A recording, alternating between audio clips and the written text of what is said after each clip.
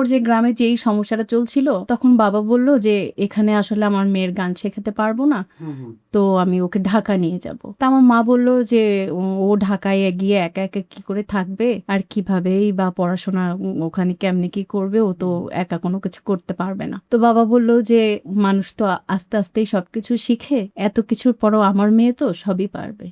হ্যাঁ, বাবা আমাকে আমি এসএসসি পাশ করার পরে 2012 সালে বাবা ঢাকা আনলো। ঢাকা আনার পরে একটা বাসা নিলাম। তারপরে স্বপন ভাই উনি আবার বলতেছে কি, উনি তো প্যাড বাজায়, উনি বলছে যে ডলি তুমি তো অনেক ভালো গান করো, কিন্তু এরকম ঘরের মধ্যে থাকলে তো আর তুমি মানে কেউ তোমাকে চিনবেও না।